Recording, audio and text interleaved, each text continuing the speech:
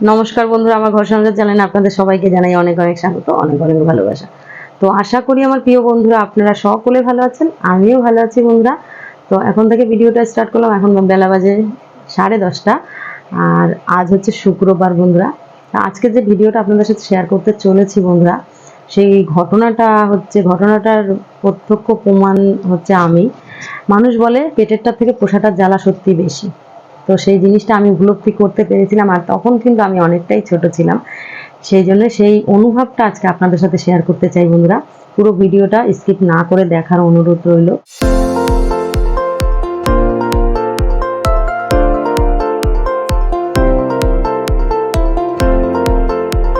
তো চলুন, আর যারা আমার ভিডিও ভালোবাসেন বন্ধুরা, লাইক কমেন্ট শেয়ার করবেন, চ্যানেলটি সাবস্ক্রাইব করে আমার পাশে থাকবেন। সবার কাছে অনুরোধ রইল, বেশি বেশি করে সাপোর্ট করবেন বন্ধুরা। আপনাদের সাপোর্ট ভালোবাসা একমাত্র কামনা। তো বন্ধুরা, শিলিগুড়িতে যখন আমি থাকতাম আমার পিসির বাড়িতে, অনেক ভিডিওতে আমি বলেছি যে শিলিগুড়ি আমার পিসির বাড়িতে আমি যখন নার্সিং ট্রেনিং ছিলাম, মানে আমি শুরুতেই তো নার্সিং ট্রেনিং শুরু করিনি, ওখানে গিয়ে পড়াশোনা করতাম, তারপরে নার্সিংটা শুরু করেছিলাম। তো তখন পিসির বাড়িতে কিন্তু নার্সিংহোম ছিল, আর পিসামণি দুজনই ডক্টর ছিলেন। তো এরকম একদিন একটা পেশেন্ট আসে বন্ধুরা, ধরেন আজকের থেকে 25 বছর আগের ঘটনা বলছি। অবশ্যই 25 বছর তো হবেই। তো একটা পেশেন্ট আসে, পেশেন্টটার প্রবলেম ছিল, মানে ওনার রোগটা ছিল ব্লিডিং হতো, প্রচুর পরিমাণে ব্লিডিং হতো। সে ছিল একজন আর কি দম্পতি, মানে স্বামী স্ত্রী দুজন, একজন গৃহবধূ, হিন্দু ঘরের বউ, মুসলিমের মেয়ে হিন্দুর সাথে প্রেম করে বিয়ে করে, হিন্দু ঘরের ছেলের সাথে। আর তাদের একটি মেয়ে ছিল, সে ছিল লাডলি। লাডলির বয়স তখন বন্ধুরা 1.5 বছর। তো ওর মার যেহেতু ওরকম ব্লিডিং হতো, এত প্রচুর প্রচুর পরিমাণে ব্লিডিং হতো, সেই নিয়ে অনেক জায়গা ওর, মানে চম্পা নাম ছিল বউটির, চম্পার বর কিন্তু অনেক জায়গায় দৌড়াদৌড়ি করেছে, অনেক জায়গায় ছোটাছুটি করেছে, অনেক ডক্টর দেখিয়েছে। তারপরে যখন ঠিক হয়নি, আমাদের নার্সিংহোমের নাম কার কাছে শুনে সে আমাদের নার্সিংহোমে এনে চম্পাকে ভর্তি করায়, তার বউকে ভর্তি করানোর পরে তার ওই মিষ্টি মেয়েটা 1.5 বছরের, সে কিন্তু নার্সিংহোমে ভর্তি হওয়ার পরে তার মার সাথে যখন ভর্তি হয়, তাদের বাড়ি ছিল কলকাতায়, তারা কি সূত্রপাতে ওখানে থাকতে যায়নি আমি বন্ধুরা। তো চম্পার বাপের বাড়ির থেকেও মেনে নেয়নি, চম্পা মুসলিমের সাথে বিয়ে করেছে, আর চম্পার স্বামীর বাড়ির থেকেও মেনে নেয়নি যে সে হিন্দু মেয়ে কেন বিয়ে করবে। তো যার জন্য তারা হয়তো ওদিকে ভাড়া ঠাড়া থাকতো, কি থাকতো না থাকতো, আমি তো অনেকটা ছোট ছিলাম, অতটা জানতাম না বন্ধুরা, সেই কারণে অতটা ডিটেলস আপনাদের বলতে পারছি না। তো চম্পা যখন থেকে ভর্তি হয় তখন থেকে ওর স্বামী কিন্তু বেশিরভাগ সময় নার্সিংহোমে এসেই থাকতো। আর ওই যে বাচ্চাটি লাডলি, সে কিন্তু নার্সিংহোমের প্রত্যেকের মন জয় করেছে। যেরকম মিষ্টি সে দেখতে, সেরকম তার মানে মিষ্টি স্বভাব, আর সেরকম সে কুটগুট গুটগুট গুটগুট করে সারা নার্সিংহোমে খেলতো। আর নার্সিংহোমের প্রত্যেকে সে ভীষণ ভালোবাসত, প্রত্যেকে ভালোবাসতো লাডলিকে, নাম ছিল লাডলি। লাডলি তো লাডলি। তো যা হোক, সেই চম্পার যখন আমাদের নার্সিংহোমে নিয়ে আসে চম্পাকে, তখন অলরেডি চম্পার ক্যান্সার হয়ে গেছে বন্ধুরা। তো পিসামণি দেখলো, পিসামণি সার্জেন ছিলেন। পিসামণি বলতে আমার পিসামশাই আর পিসি দুজনেই ডক্টর ছিলেন, পিসি ছিল গাইনো আর পিসামণি ছিল সার্জেন। তো পিসামণি যখন দেখলো তখন বলল যে অনেক দেরি করে ফেলেছো, স্বামীকে বললো। তো স্বামী তো ভীষণ কান্নাকাটি করছে, বলছে ডক্টর সাহেব একটু দেখেন না, মানে বলছে ডাক্তারবাবু আপনি একটু চেষ্টা করুন, একটু আমার চম্পাকে বাঁচিয়ে দিন। স্বামী স্ত্রীকে এতটা ভালোবাসে বন্ধুরা, আমি আমার লাইফে দেখিনি এত কাউকে এতটা ভালোবাসে। তো যাই হোক, এরকম একদিন লাডলি কিন্তু আমাদের উপরে, মানে 3 তলা ছিল নার্সিংহোমটা, লায়ন্স ক্লাব, আর 3 তলার উপরে আমরা থাকতাম, আর 2তলা নিচতলা নার্সিংহোম ছিল। তো লাডলিকে আমি কিন্তু 3তলায় মাঝে মাঝেই গিয়ে নিয়ে আসতাম। আর লাডলি আমাদের 3তলার উপরে যখন থাকতো বন্ধুরা, মানে আমার পিসির শাশুড়ি, মানে ঠাম্মি, আমি, মানে আমরা সবাই ভীষণ ভালোবাসতাম ওকে। তো ওর মা অসুস্থ থাকাকালীন আমার পিসামণিও ভীষণ বাচ্চা ভালোবাসে, যার জন্য ওর মা যখন অসুস্থ ছিল তখন কিন্তু আমাদের লাডলির বাবা অনেক সময় আমাদের নার্সিংহোমের আমাদের কাছে রেখে এদিক সেদিক যেত দরকারে কাজে।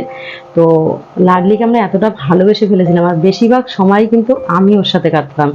স্কুলে যেতাম, স্কুল থেকে আসতাম, এসেই লাডলি কোথায়, পিসি তাকে খাওয়াতো, চান করাতো, মানে লাডলিকে ফার্স্ট বার যখন নিয়ে আসে ওর বাবা নার্সিংহোমে, তখন কিন্তু লাডলির গায়ে, সারা গায়ে মানে এত ঘামাচি উঠে পেকে গেছিলো পুরো ঘামাচিগুলো, সেইগুলো আমি ঝিনুক দিয়ে দিয়ে সেই ঘামাচিগুলো মেরে সুন্দর করে ডেটল দিয়ে চান করি। আমি ছোট, তাই আমি আর আমার পিসির শাশুড়ি যে ঠাম্মি ছিল, দুজনে মিলে সুন্দর করে ওকে চান করিয়ে, ওকে পাউডার লাগিয়ে, ওকে কাজল পরাতাম, মানে একদম বাড়ির বাচ্চার মতন বন্ধুরা ভালোবেসে ফেলেছিলাম ওকে। তো এতগুলো দিন, 3 মাস ওর মা আমাদের নার্সিংহোমে ভর্তি, 3 মাস ধরে লাডলি আমাদের কাছেই বেশিরভাগ সময় থাকতো, রাত্রেবেলা ওর বাবা নিয়ে যেত। তো যে সময় লাডলির মার 3 দিন মানে মারা যায়, তার 3 দিন আগে থেকে লাডলির মার খুব বাড়াবাড়ি হয়। বাড়াবাড়ি হতে লাডলির বাবা এখানে ব্লাড আনতে যায়, এই করে, মানে এতটা মন মরা হয়েছিল। লাডলি কিন্তু ওই 3 দিন ধরে আমাদের কাছেই ছিল 3 তলাতে।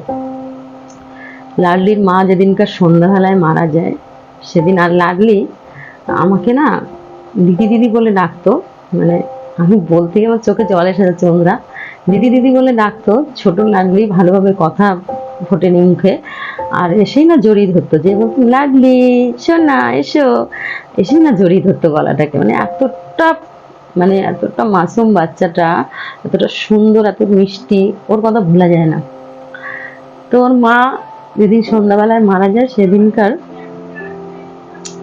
সেদিন কি হচ্ছে, ওর মা মারা যায় ধরুন ওই 6টা 6:30 নাগাদ। তারপরে ওর বাবাকে তখন জানানো হয়নি। ওর বাবার কাছ থেকে আগেই ওর বাবার বাড়ির ঠিকানা নেওয়া হয়েছিল, কলকাতা মৌরালিতে ওদের বাড়ি। সেইখান থেকে সবাইকে খবর দেওয়া হয় ফোন করে, যে এরকম মারা গেছে আপনাদের বাড়ির বৌমা, আর আপনার ছেলে এখানে একা হয়ে গেছে, আপনারা আসুন।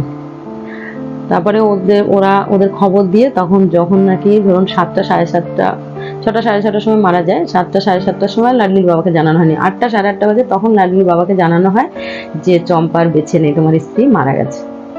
লাডলির বাবা এতটা ভেঙে পড়েছে, এতটা কান্না করছে বন্ধুরা, আপনাদের কাছে কি বলবো, মানে কাঁদতে কাঁদতে তার মানে অজ্ঞান হয়ে যাওয়ার অবস্থা, কিন্তু অজ্ঞান হয়নি।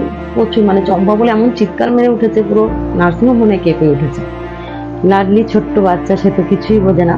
তো লাডলিকে নিয়ে আসা হলো, নিয়ে আসে ও বলছে, সবাই বলছে যে তুমি বাচ্চাটার মুখের দিকে তাকিয়ে বাঁচতে হবে তোমাকে, তুমি এত কেঁদো না, তুমি শক্ত হও। লালটু নাম ছিল লাডলির বাবার। তুমি শক্ত হও লাডলি, তোমার বাচ্চাটা দেখো মুখের দিকে তাকিয়ে। লাডলি বলছে পাপা পাপা, মানে কাঁদছো কেন, সেটাই বলতে চাইছে, ছোট বাচ্চা তো।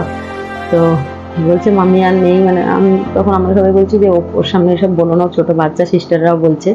তো তারপরে বন্ধুরা রাত যখন 2:30 3টে বাজে, তখন কিন্তু মানে ওই লাডলির দাদুর বাড়ি থেকে সমস্ত লোকজন যায়, কিন্তু চম্পার বাপের বাড়িতে কেউ যায়নি। মানে লাডলির ঠাকুর দাদা যে লাডলির বাবার বাবা, সেই বাড়ি থেকে লোকজন যায়, মানে ওর পিসামশাই, কাকা, এরা সব যায়। তো গাড়ি নিয়ে গেছিল ওরা। গাড়িতে যখন লাশটাকে তোলে বন্ধুরা, আপনাদের কাছে কি বলবো, তখন ওই হাঁটুটা, মানে যেহেতু স্ট্রেট ভাবে শুয়েছিল, সেইখানে লাশটা শক্ত হয়ে গেছে।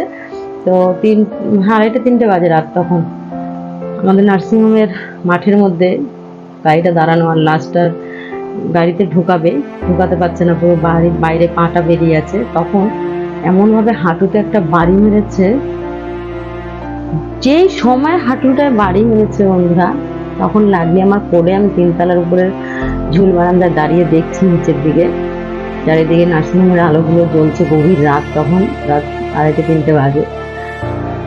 ওই দেখে লাডলি এমন চিৎকার মেরে উঠেছে, মানে বলে না সন্তানের সাথে মায়ের নারীর টান থাকে, এমন চিৎকার করে উঠেছে, বলছে দিদি মাম্মি মাম্মি মাম্মি কো মার রাহা হ্যায়, মানে হিন্দিতেও কথা বলতো ওরা। তখন আমি লাডলিকে যা হোক একটু শান্ত করেছি, আমার পিসামণির মা এসছে, ঠাম্মিও এসছে, সে শান্ত করলো লাডলিকে, যথারীতি লাশ তুললো, গাড়ির মধ্যে সব হলো। যখন লাডলিকে নিয়ে যায় আমার কাছ থেকে, নার্সিংহোমের হেন কোনো লোক ছিল না বন্ধুরা যে কাঁদেনি। আর আমার কাছ থেকে যখন লাডলিকে নিয়ে যায়, আমার বুকের ভিতর, মানে বুকে লাডলি জড়িয়ে আছে, কিছুতে সে আমাকে ছাড়ছে না। তখন আমি কিন্তু অনেকটা ছোট, ধরুন অনেকটা ছোট, কি বলবো, আর আমি সেই রকম কাঁদছি, আর আমি কিছুতেই দেবো না তাকে, কিছুতেই দেবো না। পিছনে বলছে ওদের মেয়ে বেটা, ওদেরকে দিয়ে দাও, ওর বাবা কি করে বাঁচবে, ওর বাবা তো লাডলি ছাড়া কেউ নেই, লাডলির মাও মরে গেছে। আন্টি পিছনে আমি লাডলিকে দেবো না। তারপরে যখন লাড্ডুকে ওর বাবা জোর জবরদস্তি ওর কাকা নিয়ে নিল আমার কোলের থেকে, লাড্ডু উপর দিকে হাত দেখাচ্ছে আর বলছে, দিদি দিদি, মানে জানা নেই মানে ছোট তো উচ্চারণটা ঠিক করে করতে পারছে না। ও বলতে চাইছে যে আমি যাবো না তোমাদের ছেড়ে, তোমাদের কাউকে ছেড়ে আমি যাবো না। তো সেই রাতের ঘটনা বন্ধুরা আজও যেন আমার কাছে দুঃস্বপ্নের মতন। এটা একদম সত্যি কথা। যারা বলেছে সত্যি বলেছে যে পেটেরটার থেকে পোষাটার জ্বালা অনেক বেশি। আমি 3টে মাস লাড্ডির সাথে কাটিয়ে আমার আজও লাড্ডির কথা মনে পড়লে চোখে জল এসে যায়। আর অনেক মানুষ আছে, অনেক মানুষকে অনেকটা বড় করে ছেলেপুলেকে, তারপরে সেই ছেলেপুলে বাবা আমাকে দেখে না, চলে যায় ছেড়ে, তখন ভাবুন তো কতটা কষ্ট হয়। তো পশু পাখি বলুন মানুষ বলুন সকলেরই একই অবস্থা বন্ধুরা। মায়া এমন একটা জিনিস, মায়া মমতা যাদের মনের মধ্যে আছে তারা কিন্তু পদে পদে কষ্ট পায়। তো আজকের ভিডিও ছিল এই লাড্ডির গল্প বন্ধুরা। অবশ্যই আপনার পুরো গল্পটা দেখবেন, অবশ্যই ভালো লাগবে আপনাদের, শুনলে আপনাদেরও চোখে জল আসবে। আজকে ভিডিও এখানে এন্ড করছি। সকলে ভালো থাকবেন, সুস্থ থাকবেন আর অবশ্যই আমার পাশে থাকবেন। টাটা।